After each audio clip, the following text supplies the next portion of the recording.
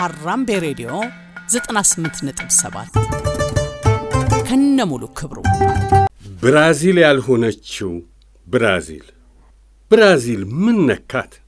ባወዛጋቢው የዓለም ዋንጫ ታላቋ ብራዚል የታናሽነት ጉዞዋን የቀጠለች ትመስላለች። ማራኪ ጨዋታዋ ጠፍቶባታል። የአስፈሪነት ግርማዋ ተገፏል። ነፃ የኳስ ፍሰቷ ባሰልቺ ታክቲክ ተጨፍልቋል።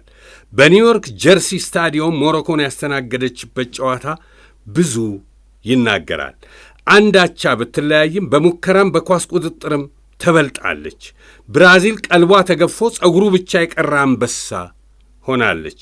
አዎ የብራዚል ማራኪ ኳስ አንዳች አዚም ወድቆበታል። ብዙዎች እንደሚሉት ቀብሮ አልተፈጸመም እንጂ ሞቱ ተረጋግጧል። እንዴት? ለምን? የብራዚልን አወዳደቅ ለማንሳት አነሳሷን ማውሳት ግድ ይላል። 1950 ስዊድን ብራዚልን ካዘጋጇ ስዊድን ያገናኘው የፍጻሜ ጨዋታ ኤዲሰን አራንሺ ዶኖ ሴሜንቶ ይሉት የ17 ዓመት ወጣት ወደ ሜዳ ገባ። ባልጠና ሰውነቱ የጠኑትን ስዊድኖች መከራቸውን አበላቸው። ብራዚል 5 ጎሎችን ስታስቆጥር ወጣቱ ሶማንቶ ሃትሪክ ሠራ። ብራዚል በታሪኳ ለመጀመሪያ ጊዜ የዓለም ዋንጫን ስታነሳ ፔሌ ይሉት የእግር ኳስ ንጉሥ የዓለም ዐይን ማረፊያ ሆነ። እንግሊዝ የፈጠረችውን እግር ኳስ ብራዚል እስትንፋስ እፍ ብላ ሥጋ አለበሰችው። ከ12 ዓመት በኋላ በድንቅ ተሰጥኦ የበለጸጉ ከዋክብቶቿን ይዛ ወደ ሜክሲኮ አቀናች። 1962 ፔሌ፣ ጃርዚኒዮ፣ ጌርሰን፣ ቶስታኦ፣ ካርሎስ አልቤርቶ አንዱን አንስቶ አንዱን መተው አይቻልም። ድንቆቹ ለፍጻሜ ሲደርሱ ተጋጣሚያቸው ኢጣሊያ ሆነች። የሴሌሳዎቹ አንበሶች ግሊያዚሪዎቹን የማይወጡት አዙሪት ውስጥ ከተቷቸው። ኢጣሊያን 4-1 አፈራረሷት። በተለይ 8 ተጫዋቾች 9 ንክኪ ያደረጉበትና ካርሎስ አልቤርቶ በመጨረሻ መረብ ላይ አንፈላሰሳት ኳስ ከሁል ጊዜም የዓለም ዋንጫው ድንቅ ጎሎች አንዷ ሆና ተመዝግባለች። ይህ ነበር የብራዚሎች መታወቂያ። ጆጋ ቦኒቶ ይሉታል ብራዚሎች በፖርቹጋልኛ። ማራኪ ጨዋታ ተጫዋት እንደማለት ሊተረጎም ይችላል። በእግር ኳስ ታሪክ ብራዚልን ከኃያሎች ተርታ የሚያሰልፋት ምስጢር የተሰጥኦ መፈልፈያ መሆኗ ብቻ አይደለም፣ ተሰጥኦ የሚበቅልበት ቦታ ጭምር እንጂ።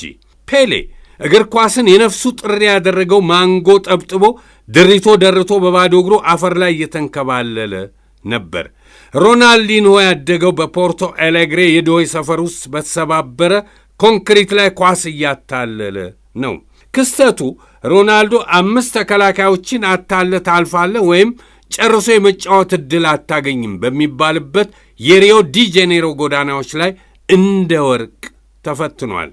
ጆጋ ቦኒቶ በአካዳሚዎች ውስጥ በሥልጠና ማንዋል አልተቀነበበም፣ በታክቲክ ሰሌዳዎች አልተቀረጸም። የተወለደውም ያደገውም በሕይወት ለመኖር በሚደረግ ትግልና ተጋድሎ ውስጥ ነው። በጎዳናዎች ላይ ቦታም ሆነ ጊዜ የለም። ሕግና ደንብ አይታወቅም። ሕግም ደንብም የራስ ብቃት ብቻ። አዳዲስ ነገሮችን መፍጠርና የራስን ስልት መቀየስ ግድ ይላል። የስልክ ሳጥን በምታክል ጠባብ ቦታ ውስጥ 3 ተጫዋቾችን አታሎ ማለፍ ያልቻለ ኳሷን ተነጥቆ አግዳሚ ወንበር ላይ መቀመጥ ግድ ይለዋል።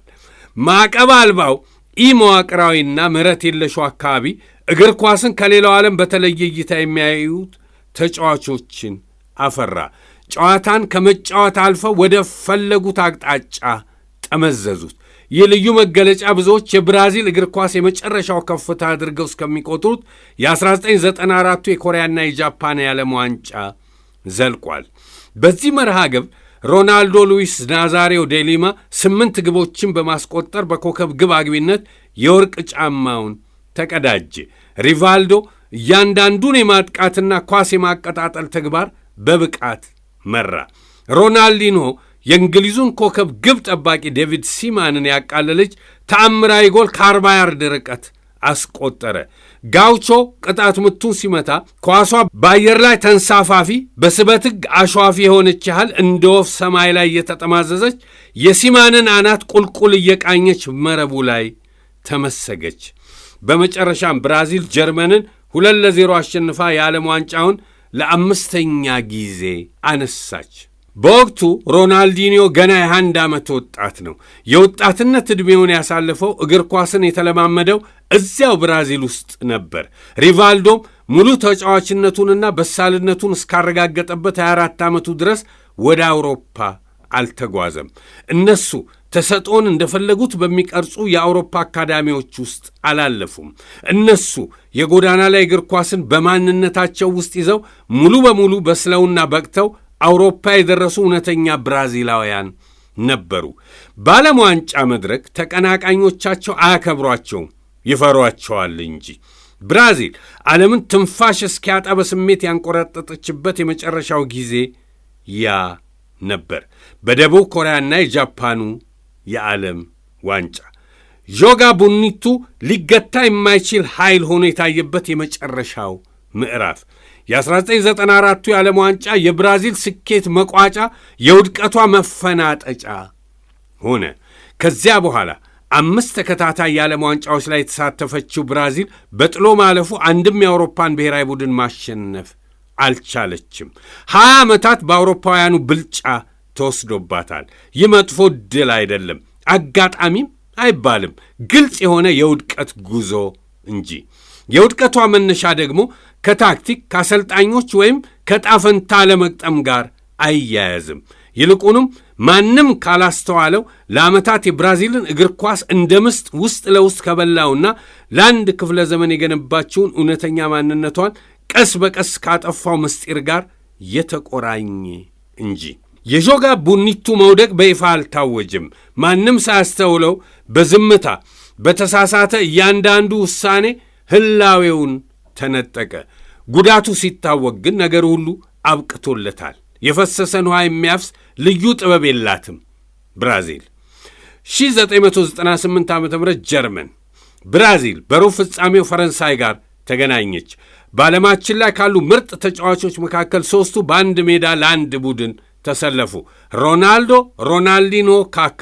ሆኖም ብራዚላዊው ማን ነው እስኪያስብል ድረስ ድንቅነቱን ባስመሰከረው ዚዳን የተመራችው ፈረንሳይ በቲየሪ ሄንሪ ጎል 1-0 አሸነፈች። ብራዚልም ወደ ቤቷ ተመለሰች። ከ4 ዓመታት በኋላ በ2002 ብራዚል ተጠባቂ ብሔራዊ ቡድን ሆና ወደ ደቡብ አፍሪካ ዘለቀች፣ ግን ሩብ ፍጻሜውን አልተሻገረችም። በዚህ ጊዜ ደግሞ ተረኛዋ አሰናባሽ ኔዘርላንድስ ሆነች። ዌስሊ ሽናይደር ቀዳሚ ጎል ለኔዘርላንድስ አስቆጠረ። ፊሊፔ ሜሎ በቀይ ካርድ ከሜዳ ወጣ። እንኳንስ ተጫዋች ወጥቶባት በሙሉ አቅሟ ያልተቋቋመቻት ኔዘርላንድስ 2-1 አሸነፈቻት። በተመሳሳይ ዙር በሌላ አውሮፓዊት አገር ተሰናበተች። ግልጽ የውድቀት መስመር። ማንም ግን ስምም ዕውቅናም አልሰጠውም። የብራዚል ልጆች በጎዳናዎች ላይ መጫወታቸውን አቆሙ። በአንድ ጊዜና በድንገት ሳይሆን ቀስ በቀስ ከዓመት ወደ ዓመት አፈራማዎቹ ሜዳዎች ጠፉ። በተጨናነቁ የድሃ ሰፈሮች ውስጥ ይደረጉ የነበሩ ጨዋታዎች በአዳራሽ ውድድሮች ተተኩ።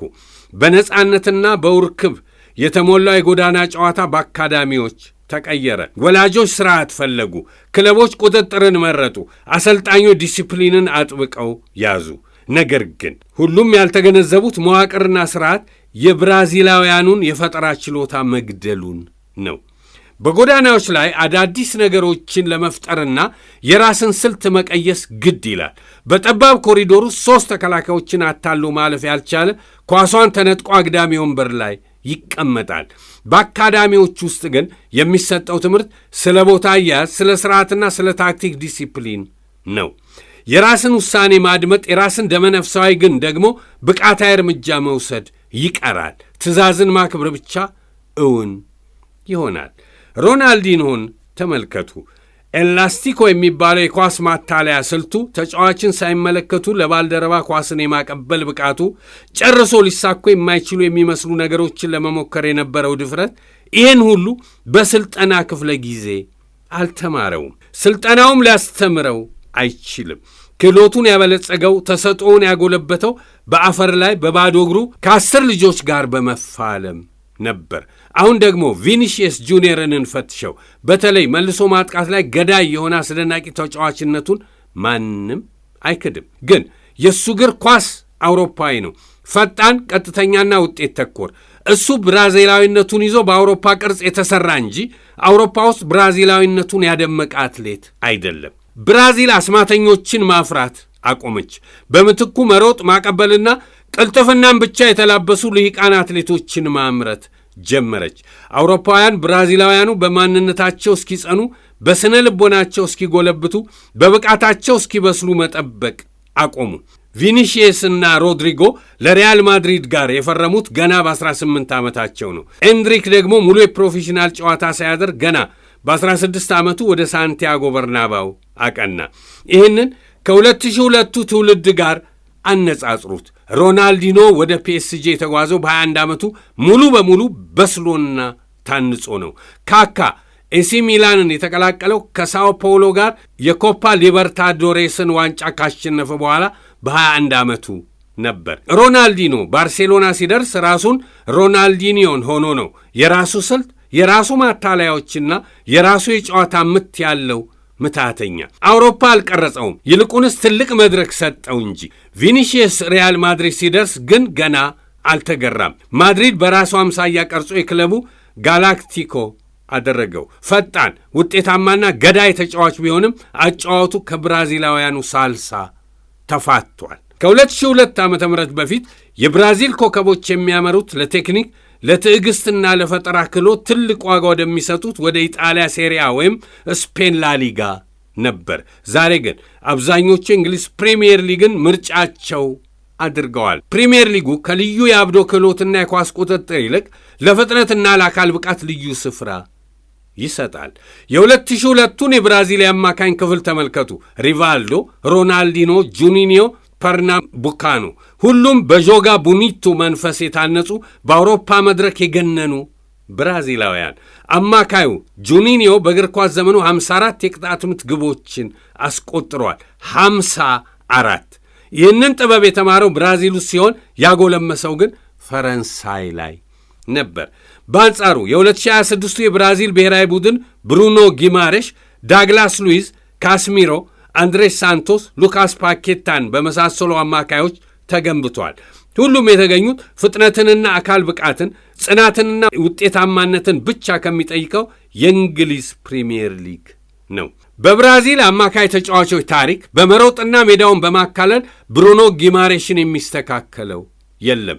ነገር ግን ባለፉት 3 ዓመታት እነዚህ አማካዮች ለብሔራዊ ቡድናቸው አንድም ጎል አላስቆጠሩም። ካስቆጠሩም አንገት የሚያስደፋ እንጂ ደረት የሚያስነፋ አይደለም። ብራዚል አሁን አሰናሳኝ አማካይ የላትም፣ እንደ ፈረስ የሚጋልብ እንጂ። መሮጥ ደግሞ ብራዚልን በአውሮፓ ብሔራዊ ቡድኖች ከመደቆስ አልታደጋትም። ጸንቶ የቆመውን የብራዚል እግር ኳስ ማማ እንደ ምስጥ ያበሰበሰው ችግር ይኸው ነው። የብራዚል ጎዳናዎቹ ጸጥ አሉ። ሕፃናት ገና በለጋ ዕድሜያቸው ሀገር ጥለው ወጡ። የእንግሊዝ ፕሪሚየር ሊግ ስልት ሰለባ ሆኑ። ኳስ ላይ የሚራቀቁት ጠቢባን ወደ ታጋይ ፈረሶች ተቀየሩ። የትሮይ ፈረስ ውድቀቱን የደገሰ አጥፊውን ከውስጡ ያቀፈ ፈረስ። በዚህ ቀውስ የታመሰችው ብራዚል በቅጡ ያልተረዳችውን ሕመሟን ይዛ የ2006ቱን የዓለም ዋንጫ አዘጋጀች። የ22 ዓመቱ ተስፋዋና ኮከቧ ኔይማር ለባርሴሎና ከፈረመ ወራት አላለፉትም። ኔይማር፣ ሮናልዲኖ አልጋወራሽ፣ ዦጋ ቡኒቱ ለዛና ወዙ በእግሮቹ ላይ የቀረው ብቸኛው ወጣት። መላው ብራዚላዊ ከ64 ዓመት በፊት ራሷ ባዘጋጀችው የዓለም ዋንጫ 200,000 ተመልካች ይይዛል በሚባልለት የማራካና ስታዲየም በዩራጓይ የደረሰባትን ሽንፈት አገሩ ተበቀላ ሪዮ ዲ ጄኔሮን በሳልሳ ለማድመቅ ቋምጧል። ሳኦፖሎን በጭፈራ ሊያሞቃት ጓጉቷል። ብራዚሊያን በፌሽታ ሊያንበሸብሻት ቀነቀጠሮ ቆርጧል። በምድብ ማጣሪያው ብራዚል ክሮሻን 3-1 ስታሸንፍ ኔይማር 1 ጎል አስቆጠረ። ካሜሩንን 4-1 ስትረታ ኔይማር 2 ጊዜ ኳስና መረብ አገናኘ። የኔይማርም የብራዚላውያኑ ህልምም እውን የሆነ መሰለ። ነገር ግን በጥሎ ማለፉ በቺሊ ከባድ ፈተና ደረሰባት። መደበኛው ሰዓት ባቻ ውጤት ተጠናቆ ወደ መለያ ምት ተሸጋገሩ። ብራዚል ለጊዜውም ቢሆን ለጥቂት ተረፈች። በወቅቱ የካሜራ አይኖች ግን በደስታ ከሚቦርቁት የብራዚል ተጫዋቾች ይልቅ ሳግ የሚተናነቀውን አምበሉን ቲያጎ ሲልቫን ቀለቡት። በእርግጥም የሲልቫ ለቅሶ ከደስታ የተቀዳ አልነበረም፣ ከጭንቀት የመገላገል እንጂ። ብራዚል የምትታወቅበት የሻምፒዮንነት መንፈስ ፈጽሞ የለም። የተጫዋቾቹ ብቸኛው ተስፋ ኔይማር ሆነ። በሩብ ፍጻሜው ግን እምነታቸው ከል ለበሰ። ኔይማር ደምቆ ባመሸበት መርሃ ግብ ኮሎምቢያን 2-1 ቢረቱም በ86ኛው ደቂቃ ኮሎምቢያዊው ተከላካይ ካሚሎ ዙኒጋ የኔይማርን ጀርባ በጉልበቱ አደቀቀው። የኔይማር አከርካሪ ተሰበረ። የዓለም ዋንጫ ጉዞውም ተገታ። ብራዚልን ከቀደመው አስማታዊ ጥበቧ ጋር የሚያያይዛት የመጨረሻው ክር በቃሬዛ ላይ ተጭኖ ከሜዳ ወጣ። በእንቅርት ላይ እንዲሉ አምበሉ ቲያጎ ሲልቫ ቢጫ ካርድ በማየቱ ቀጣዩ መርሃ ግብር እንደሚያልፈው ተረጋገጠ። ብራዚል ያለ እውነተኛ የኋላ ደጀን መሪዋ፣ ያለ ጥበበኛ ፊት አውራሪዋ ጀርመንን ገጠመች። በሐምሌ 1 ቀን 2006 ዓመተ ምህረት ከተጫዋቾቻቸው ብቃት ይልቅ ዕጣ ፈንታቸውን ያመኑት ብራዚላውያን የሚኔይሮ ስታዲየምን አጨናነቁት። እነሱ ያላወቁት ነገር ቢኖር ዕጣ ፈንታ ከብዙ ዓመታት በፊት ጥሏቸው መኮብለሉን ነበር። ቢጫ ማሊያ የለበሱ የኔይማርን 10 ቁጥር ማሊያ የያዙ ባንዲራዎችን የሚያውለበልቡ ሰንደቃቸውን እንደ ሸማ የተከናነቡ 58,000 ብራዚላውያን ስታዲየሙን በዜማ ቀወጡት። አንዳንዶቹ ደግሞ ፈጣሪያቸውን በጸሎት ተማጸኑት። ብሔራዊ መዝሙሩ ሲዘመር ዳቪድ ሉዊዝ ያለቅሳል። ሉዊዝ መጪውን ይገምት። ካሜራማኖቹም ሉዊዝ የሚፈጥረው ስህተት ቀድሞ ታይቷቸው እንደሆነ አይታወቅም። ግን የቴሌቪዥኑ መስኮት ከሚገባው በላይ በሉዊዝ ምስል ተሞላ። ጨዋታው ተጀመረ። 11ኛው ደቂቃ ቶማስ ሙለር፣ 23ኛው ደቂቃ ሚሮስላቭ ክሎዝ፣ 24ኛውና 26ኛው ደቂቃ ቶኒ ክሮስ፣ 29ኛው ደቂቃ ሳሚ ከዲራ 5 ጎሎችን አከታትለው አስቆጠሩ። 5 የዓለም ዋንጫዎችን በማንሳት ክብረ ወሰን የያዘችው ብራዚል በ18 ደቂቃ ውስጥ 5 ጎል ያስተናገደች ብቸኛው አዘጋጅ አገር ተብላ በውርደት መዝገብ ስሟ ሰፈረ። በተመልካቹ ዘንድ የተስፋ እንጥፍጣፊ የለም። እኩሉ ፊቱን ሸፍኖ አለቀሰ። አብዛኛው ስታዲየሙን ለቆ ወጣ። ዴቪድ ሉዊዝ ጨዋታው ሳያልቅ በመሃል ሜዳው ክብ ውስጥ በጉልበቱ ተንበረከከ። የማድሪዱ ንስር ማርሴሎ መርዝ የላሰ ግመል መሰለ። ትግል የለም፣ ቁጭት የለም፣ ስሜት የለም፣ ባዶነት ብቻ።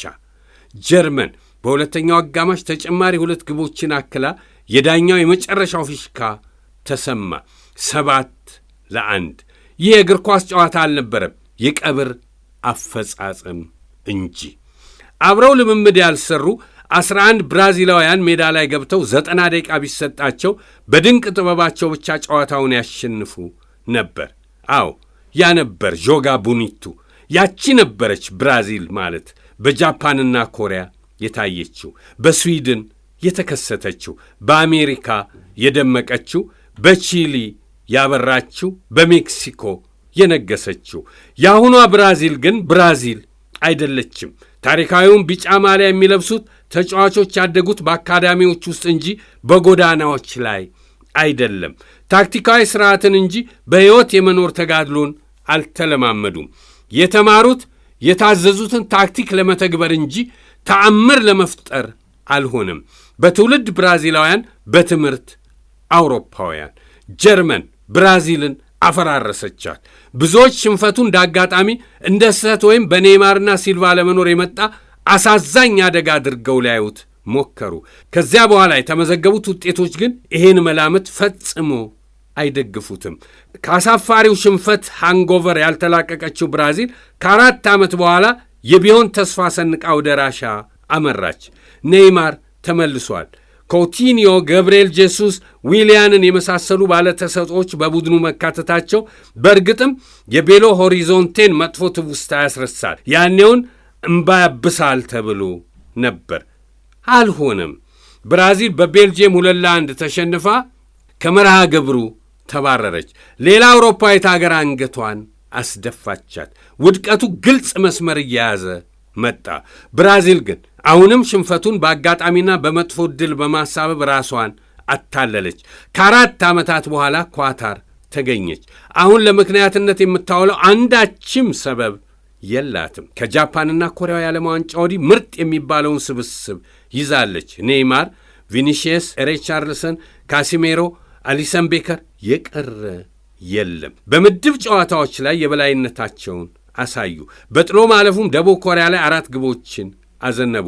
እውነትም ያለፉት ጊዜያት ሽንፈቶች በአጋጣሚና በድለ ጠማማነት የተፈጠረ ነው ተባለ። በሩብ ፍጻሜው ክሮሺያ ጋር ተገናኙ። በኔይማር ድንቅ ጎል 1-0 ቢመሩም ጨዋታው ሊጠናቀቅ 5 ደቂቃ ሲቀረው ብሩኖ ፒትኮቪች የብራዚልን ቅስም የሰበረ የክሮሺያን ተስፋ ያለመለመ ያቻነት ጎል አስቆጠረ። ጨዋታው ወደ ፍጹም ቅጣት መለያ ምት ተሸጋገረ። ሮድሪጎና ማርኪኒዮስ ፍጹም ቅጣቱን አመከኑ። ብራዚል የሩብ ፍጻሜ መርገም የተጠናወታት ይመስል ከመርሃ ግብሩ ተሰናበተች። ለሌላው አውሮፓዊት አገር እጅ ሰጠች። 3 ተከታታይ ዓለም ዋንጫዎች፣ 3 አውሮፓውያን ተጋጣሚዎች፣ 3 ሽንፈቶች፣ ሁሉም ሽንፈት በሩብ ፍጻሜ። ይህ የውድቀት መስመር በዓለም ዋንጫዎች ላይ ብቻ የታቀበ አልነበረም። በላቲን አሜሪካ መርሃ ግብር ብራዚል ደካማው እንኳ የሚንቃት ከተፎካካሪነቷ ይልቅ ተሳታፊነቷ ብቻ የሚነገርላት አገር ሆናለች። ሪያል ማድሪድን ወደ ጎል ማሽንነት የቀየሩትና በ5 ዓመታት ውስጥ 3 የሻምፒዮንስ ሊግ ዋንጫዎችን ያነሱት አንቸሎቲ እንኳ ብራዚልን ሊያስተካክሏት አልቻሉም። ችግሩ የአሰልጣኝ ሳይሆን የማንነት ነው። ብራዚል አሁን የምታመርታቸው ተጫዋቾች እንዴት ብራዚላዊ መሆን እንደሚቻል ፈጽመው አያውቁም። ፔሌን ኳስ ማንቀርቀብ ያስተማሩ ጎዳናዎች ዛሬ ጸጥ ረጭ ብለዋል። ሮናልዲኖ የታነጸባቸው የድሆች ሰፈሮች ጨዋታዎችን አያስተናግዱም። ዦጋ ቡኒቱን የወለደው የጎዳና ላይ ፉክክር ዛሬ በቀመር በተቀነበበ ስርዓት ተተክቷል። መዋቅራዊ አሰራር የብራዚልን እግር ኳስ ቅርቃር ውስጥ ከቶታል። ብራዚል ከሞሮኮ የነበራትን የመጀመሪያ ምድብ ጨዋታ ባቻ ውጤት አጠናቃለች። በእርግጥ ምድቧ ላይ ካሉት ስኮትላንድና ሃይቲ አንጻር ወደ ቀጣዩ ዙር የማለፍ ዕድል ይኖራት ይሆናል። ግን አሁንም ከሩብ ፍጻሜ የማትሰናበትበት አጋጣሚ አይፈጠርም ማለት አይቻልም። በአንጻሩ ጀርመን ብራዚልን ያሸማቀቀችበትን ውጤት ኮርሳኦ ላይ ደግመዋለች 7-1። እነ ጀርመን የነገሱበትን መድረክ ብራዚል በየትኛው ስልት እንደምትቀለብሰው የምናየው ይሆናል። ቸር ያክርመን። አበቃው። ሀራምቤ ሬዲዮ 98.7 ከነሙሉ ክብሩ